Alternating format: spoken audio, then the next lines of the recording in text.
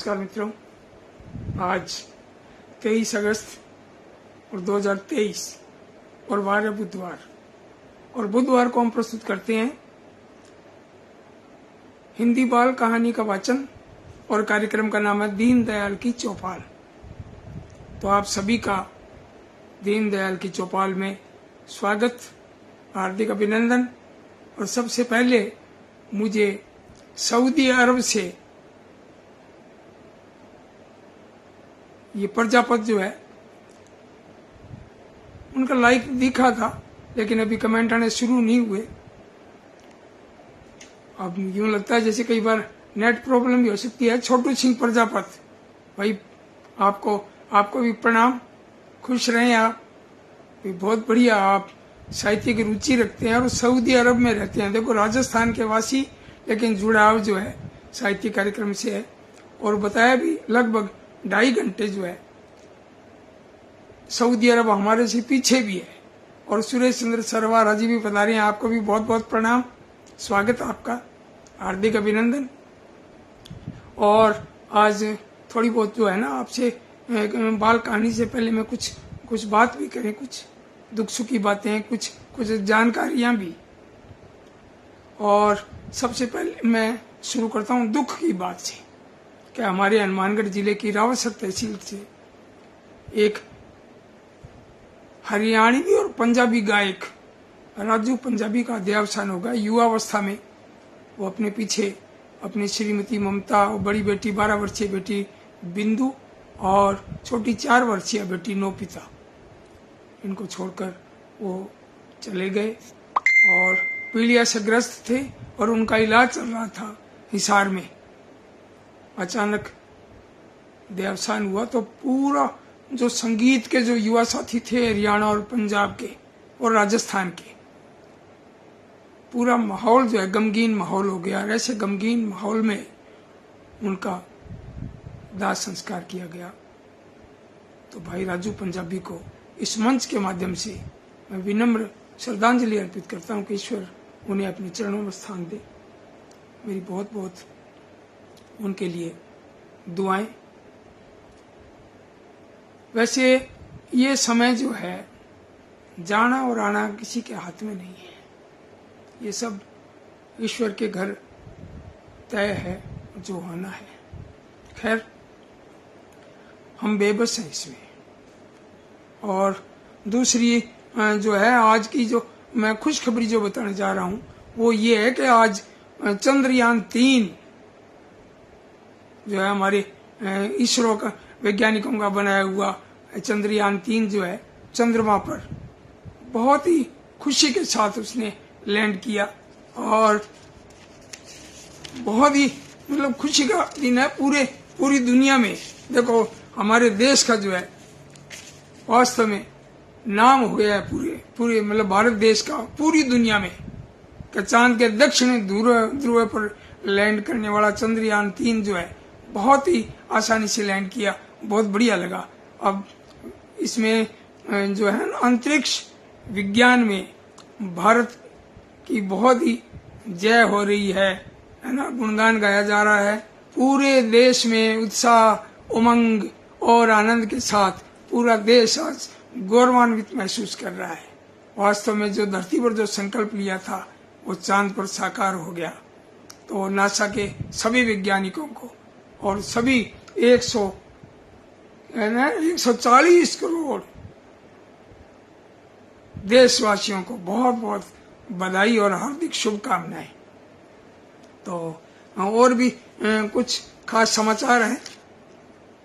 खास समाचार ये है कि हमारे राजस्थान साहित्य अकादमी जो है उसमें जो एक ऊर्जावान अध्यक्ष मनोनीत किए गए थे, डॉक्टर अब्दुल्ला राम जी सारण, उनको भी कार्य करते हुए 1 साल हो गया।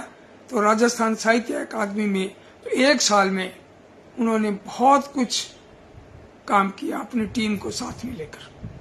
आप ये देखिए कि लगभग गत 3 वर्षों से जो बंद पड़ी थी साहित्य अकादमी, तो वो 3 वर्षों का जो उस कार्यकाल का यानी साहित्यकारों को यह फायदा दिया कि 300 किताबें लगभग प्रकाश में आ गई।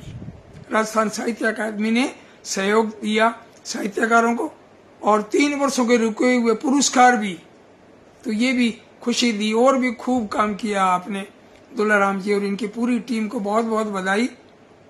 और भी मैं आपको बात बताना चाहूँगा कि वहाँ की जो लाइब्रेरी है उसको वेबसाइट से जोड़ा और उसको दुरुस्त किया और मधुमती के क्लेवर को बदला बड़े आकार में मधुमती, और पठन की प्रक्रिया में साहित्यकारों को जोड़ा कि जिस देश का मैं ये समझता हूँ कि साहित्य जिंदा है वो देश जिंदा है।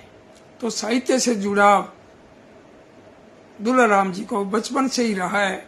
किसान पुत्र होने के बावजूद भी साहित्य से जुड़ाव इतना जबरदस्त रहा है और बहुत ही बढ़िया काम कर रहे हैं।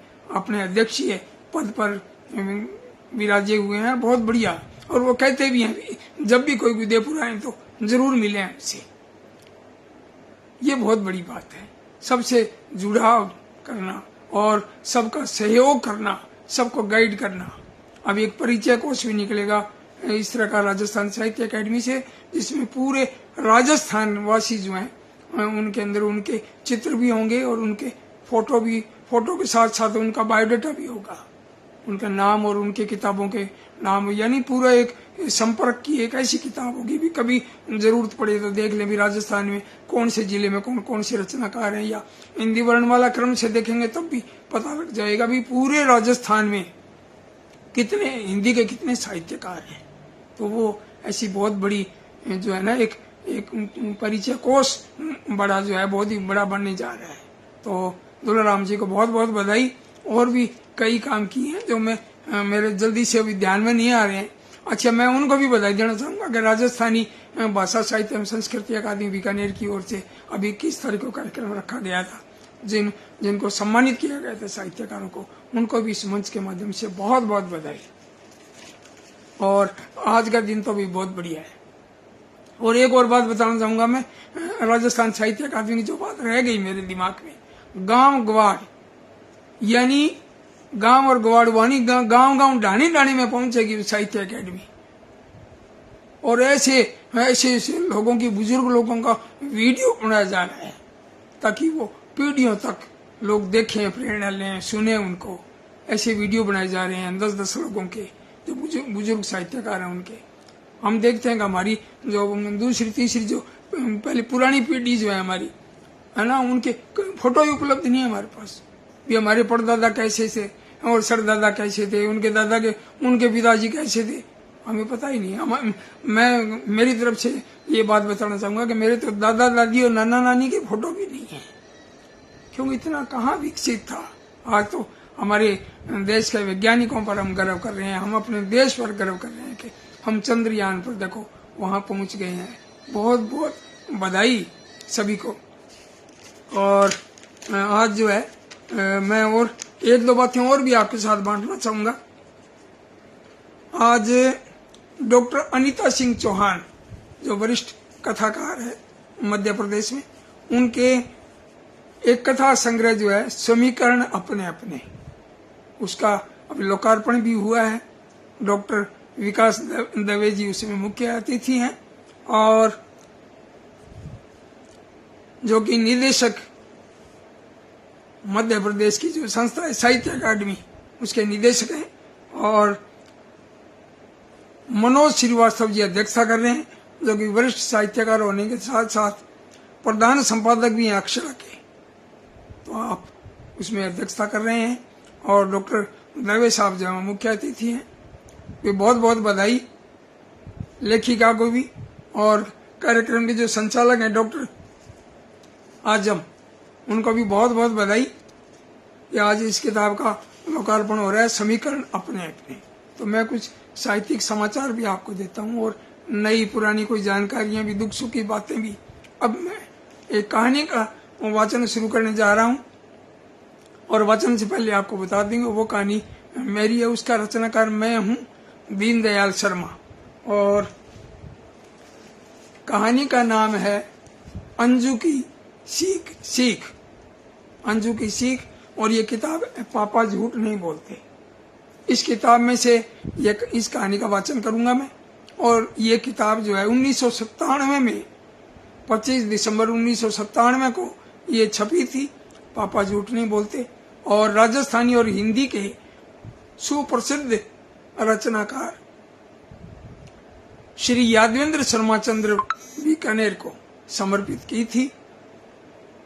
और इसमें जो मैं कहानी पढ़ने जा रहा हूं उसमें से कहानी से पहले एक बात और बता दूंगा आपको कि देहरादून से कमला चौहान स्मृति पुरस्कार भी इसको मिला था, अखिल भारतीय स्तर का, जिसमें देश भर के अनेक दिग्गज रचनाकारों ने भाग लिया था और मैंने भी भाग लिया।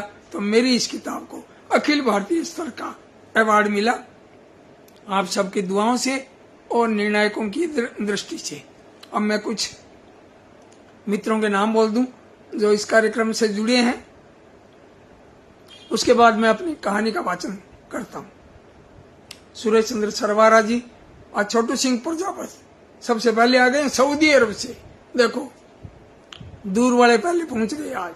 मीनाक्षी पारीक जयपुर से, मीनाक्षी पारीक शुभ संध्या आपको भी। संजय जांगीर बाड़मेर से और छोटू सिंह प्रजापति।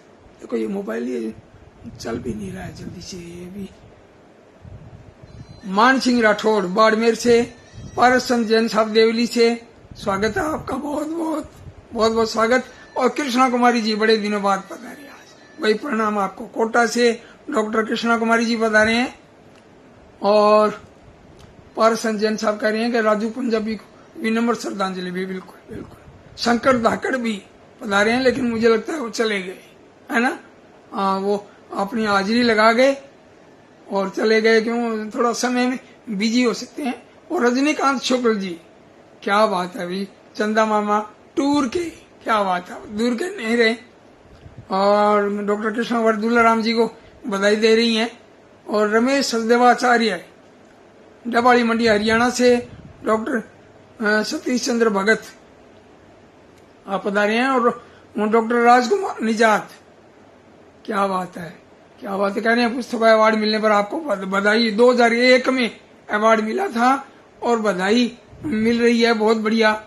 और चंद्रयान पर उतरने की सफलता पर भी बधाई दे रहे हैं निजात साहब। और राकेश कुमार जैन बंधु जी कह रहे हैं आपको बधाइयां, हरियाणा से हैं। और सतीश चंद्र भगत भाई आपका बहुत बहुत हार्दिक अभिनंदन। और श्रीलंका से पधारी हैं दुलाकांत जी भी पधारी हैं, दुलकांती समर सिंह और श्रीलंका से। और मुकेश शर्मा पधारे हैं, कह रहे हैं राम राम अंकल जी। भाई अब जगह का जल्दी से नाम पता नहीं लगता कौन सी जगह से है मुकेश। और किशोर कुमार निर्वाण तारानगर जिला चौरू से, भाई नमस्कार आपको, बहुत बहुत स्वागत है। रतन राठौड़ जयपुर से, स्वागत है आपका, बहुत बहुत। और अब मैं कहानी का वाचन जो है वो करता हूं और कहानी का नाम है अंजू की सीख। ध्यान दीजिएगा। मोहल्ले में जब भी 2-4 औरतें इकट्ठी होती तो वे बातों बातों में अंजू की बात जरूर करती। बात ही ऐसी थी कि किसी भी बात का जवाब अंजू इस ढंग से देती कि सामने वाले को एक बार तो अटपटा सा लगता, लेकिन अंततः वह संतुष्ट हो जाता। 12 वर्षीय अंजू 6ठी कक्षा में पढ़ती थी। पढ़ाई और व्यवहार दोनों में होशियार। स्कूल का होमवर्क हो या घर का कोई काम, अंजू हमेशा मन लगाकर पूरा करती। एक दिन अंजू घर के बाहर खेल रही थी कि उसके स्कूल वाले सर आ गए। अंजू ने जैसे अपने सर को देखा तो खेलना छोड़कर वह उनके पास पहुंची और हाथ जोड़कर बोली, नमस्ते सर। नमस्ते। तुम्हारे पापा कहाँ हैं बेटा? सर ने अंजू से पूछा। वे तो बाजार गए हैं सर, पीसीओ पर फोन करने। कब तक लौटेंगे? कब तक लौटेंगे? पापा कह तो रहे थे कि 10 मिनट में ही आ रहा हूं, लेकिन वे काफी जल्दी में थे। इस कारण मेरे हिसाब से 1.5 घंटा तो लग ही जाएगा। क्यों, पैदल गए हैं क्या? नहीं, पैदल नहीं गए हैं, इसीलिए तो देरी से आएंगे सर। मुस्कुराती हुई अंजू बोली। क्यों?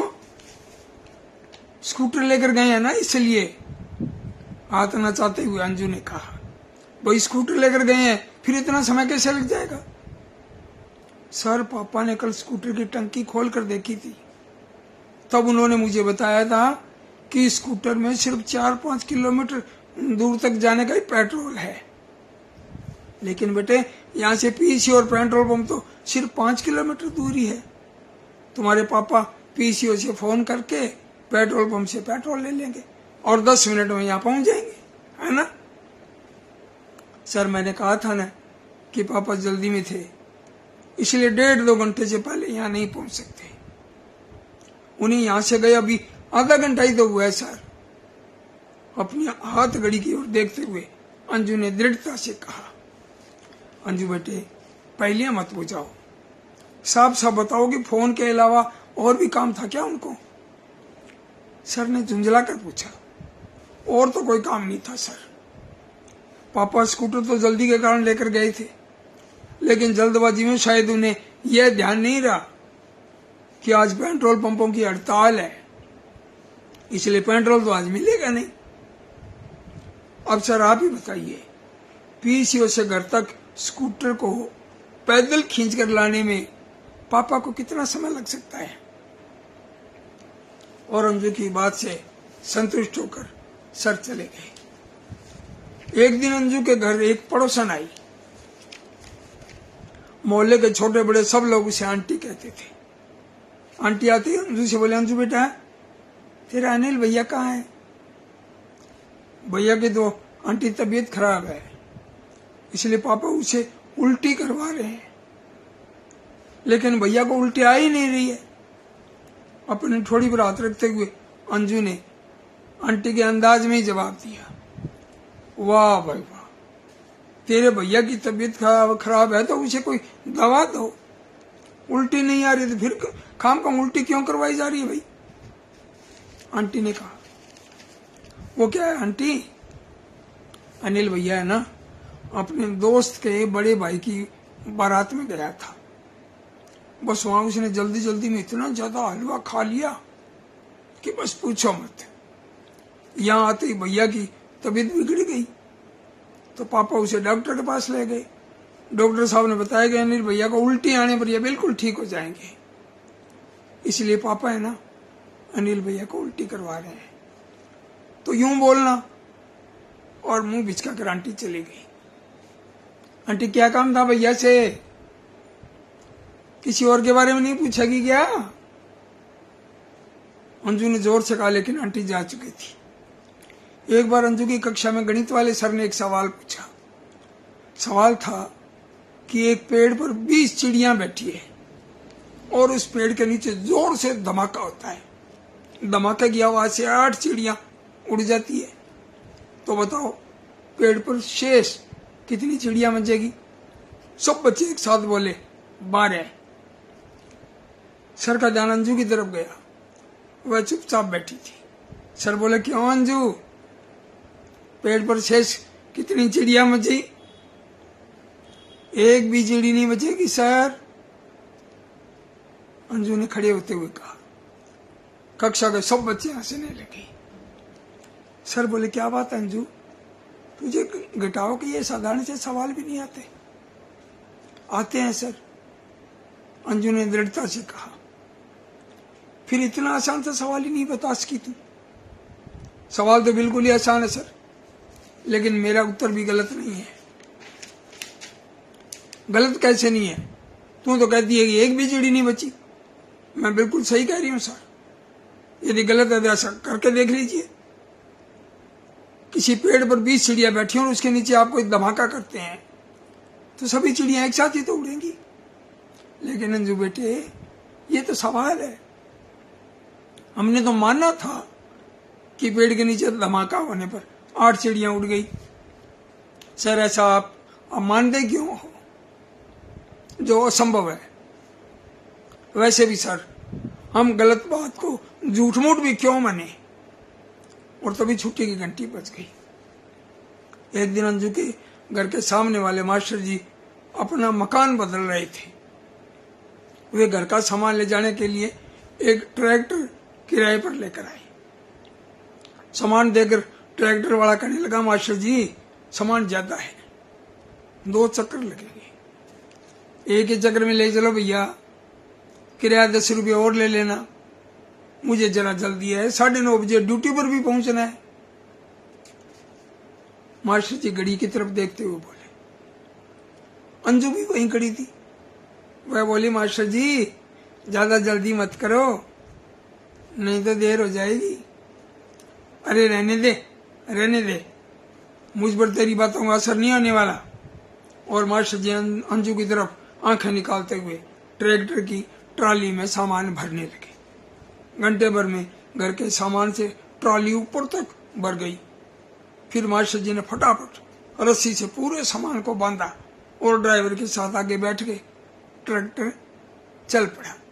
अब ट्रैक्टर जैसे ही चला, घर से 30-40 फीट दूर ही गया था कि अचानक जड़ की आवाज के साथ ही ट्रैक्टर में रखे सामान से बंधी रस्सी टूट गई।